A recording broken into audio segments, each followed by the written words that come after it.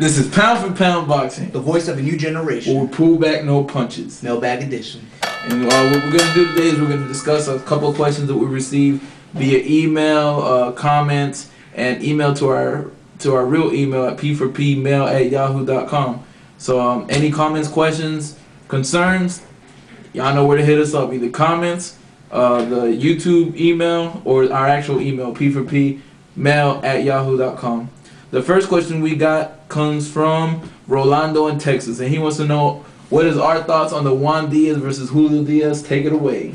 I think Juan Diaz and Julio Diaz is going to be an excellent fight. Julio Diaz is going to try to stay on the outside and do his thing, while Juan Diaz is going to try to get on the inside. I think Juan Diaz, though, is going to be too much for Julio Diaz. He's going to get on the inside. He's going to outbox him on the inside. He's going to hit his body. He's going to go for a couple headshots, and I think it's going to be an incredible fight. But the winner of this is definitely going to be the next champion at 135. Even though everybody wants to say that Joel Casamayor is the actual champion, I think the winner of this fight is it's a very good champion, and Joel Casamayor has to beat one of these guys to be called man, I think. I agree. I believe Joel Casamayor right now isn't the real 135 champ. I believe the Baby Bull has been doing it long enough that he should be considered the real 135 champ. Definitely. I believe he's going to do exactly what he did against Arcelino Freitas. He's going to go in, he's going to work the body, and he's going to apply relentless pressure the whole night on Julio Diaz. Julio Diaz is going to do some jab. He's going to do his outside game. But I just think Juan Diaz takes him by decision in that fight. That's the way I see it. It's just going to be a lot of pressure on the part of Baby Bull,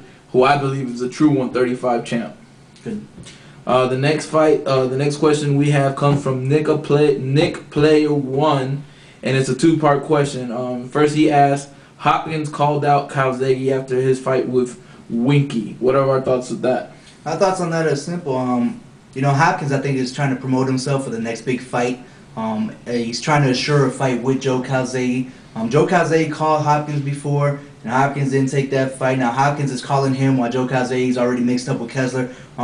If Joe Calzaghe gets through Kessler, I think this is a potential fight, definitely a potential fight of the year. These two guys are very crafty veterans. They're both veterans of the game. I think it's going to be a vicious fight, and it's definitely going to be a good fight that does come out. I agree. I believe it can even be fight of the decade. Calzaghe versus Hopkins. I mean, just think about it. These are the two greatest fighters between the weight classes of 160 and 175. Definitely. I mean, they're just two awesome boxers, and I say it's, like he said, a promotional ploy right now from Hopkins calling somebody up who's already fighting. But if it can get done after the Kessler-Calzaghe fight, I'm all for it, man. Fabulous. That would be a great boxing, and it'll definitely be, I think, could be bigger than De La Hoya Mayweather. It's just De La Hoya's not in there to make it that big of a name. That's true. But great fight, good opportunity for boxing. The next question is going to be Chad Dawson versus Adrian Diacono. I believe Adrian Diacono in this fight is just going to be strong. I think Chad Dawson hasn't really had anybody as strong as Adrian Diacono coming at him. But then at the same time, I don't think he's a great boxer where he can outbox Chad Dawson. I just think that he's going to be the one to really test the chin of Chad Dawson.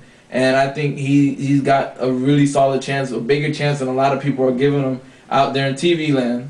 Man, when knowledge speaks, you listen, okay? Let me tell you how it's going to go down. Chad Dawson, he's definitely the future of 175. And Diacono, he's called the shark. Man, Dawson's going to make him the guppy. Damn that. Dawson, he's going to win. Let's take it over. That was a good one, man. Okay, the next question is going to be from Antonio in California, asking us, what is our thoughts on Manny Pacquiao versus Marco Antonio Barrera? Your thoughts on that? Man, the Pac-Man is going to be all over Barrera. You know, he was all over him 4 years ago. Manny Pacquiao was coming up in weight 4 years ago, and he dismantled Barrera. I think Barrera's an incredible fighter. I think he's definitely a living legend. He's a hell of a Mexican fighter, but I think the Pac-Man is now. He is the now, you know, the guy who's in now. And I think after this fight, Barrera needs to hang him up. He's gonna have to retire, just like Eric Morales just did. I think now that Manny is a lot bigger, he's more bulkier, he's set into this weight, he's just gonna be too much for Barrera. I think it's gonna either repeat it or make it even sooner. I agree. I believe that this time Manny Pacquiao knocks him out a lot earlier. I believe it's not gonna. The same thing's gonna happen. Either Barrera's gonna give up in the fight pretty much, or this time Pacquiao takes him out within 3. I just think that there's nobody right now other than my boy Marquez that can deal with Pacquiao in that weight class. So I agree with him. I believe Pacquiao by knockout.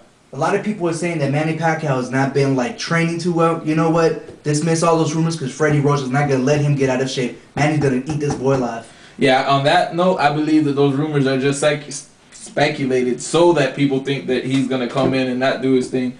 But Manny Pacquiao by knockout. And our next question is from Rittman15, and he wants to know what are our thoughts if Vladimir Klitschko were to fight Samuel Peters again, because he believes that Samuel Peters will win by knockout. What are your thoughts on that? I disagree completely. I think Klitschko is, yes, he was easy to knock down 3 times in the previous bout, but I think he's improved. Manny Stewart has completely turned him into a boxer now, where before he was a puncher boxer, now he's an actual boxer puncher. You know what I'm saying? Now he's transformed him into that. He's going to use that jab all day. That's what he's going to do. He's going to stay away, he's going to jab, and when he gets his opportunity, he's going to crack that too.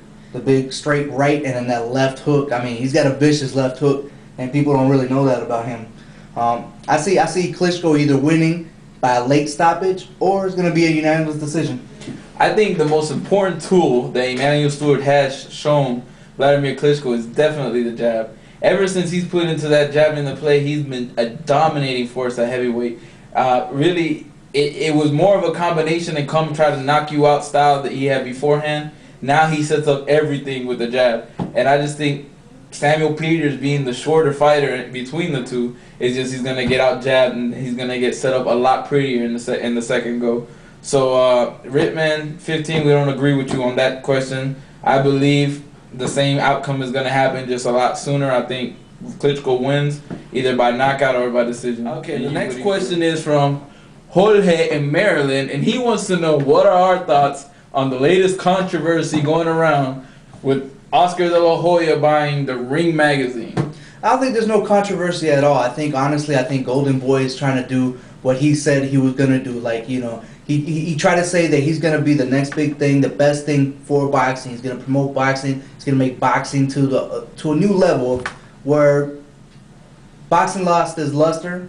Golden Boy's going to try to regain that luster. And I think him buying out the Ring magazine, I think him buying out other minor magazines and consolidating them is going to make a bigger name for boxing. I think it's a good thing for boxing. I don't think it's a bad thing for boxing. A lot of people out there want to say, oh, he's going to try to skew the numbers and skew who gets ranked. I don't think that's the case at all. I think it was a merger that was monetarily for him. I mean, there's a lot of avid boxing fans out there, and they're going to purchase it. Now he's going to try to spread that to a bigger realm of people, and that's why he purchased. I don't think he's going to try to do anything other than that.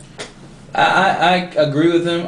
Like I said, like we said in a previous video, the information is out there for you to read and get up to par with what's going on in the boxing world. You have to formulate your own ideas and opinions. You can't go by anything. The people the biggest complaint I've heard is people saying, "Oh, the ratings now are going to get skewed. Oh, the prestigious belt is going to be lost." It was another belt just like anything else. It was a group of guys like me and him. They wrote down a list and said, this is who we think are the best at this weight class. That's all it was, guys. You have to realize that you guys have to make your own opinions on what's going on in boxing. You can't let anybody else do it for you. You just read the articles like everybody else, like we do as well. We read the magazine just like everybody else does. Just read the magazines, make your own opinions, and go from there. I think it's a great thing for boxing. Oscar De La Hoya is synonymous with money. Oh, yeah. Anything he puts his hand turns to gold. That's King Midas. What he touches turns to gold. That's right. What he touches turns to gold. So what it does for boxing is it makes it more mainstream. It makes the average fan take more of an appeal to boxing. And I believe that's a great thing. It just brings more fans to the sport, which is great, and which means in turn creates bigger fights to be made, because then more public demands it, and the more the public demands it, the easier it is for a fight to get made. That's the way it was in the 70s and the 80s. Coming up, these big fights were getting made because the public demanded it. Everybody in the public was watching boxing and made these fights happen. Now, not everybody's watching boxing, but I think this is definitely a good move and a good step in the right direction to bring boxing. And that's it for this week, guys. I hope you guys enjoyed everything we had to say this week. We appreciate all the comments, all the messages on YouTube, all the messages to our email at p4pmail@yahoo.com. Click right up here to the right of the screen and subscribe on the little orange button. We appreciate that too. And this is Pound for Pound Boxing, the voice of a new generation. where we pull back no punches.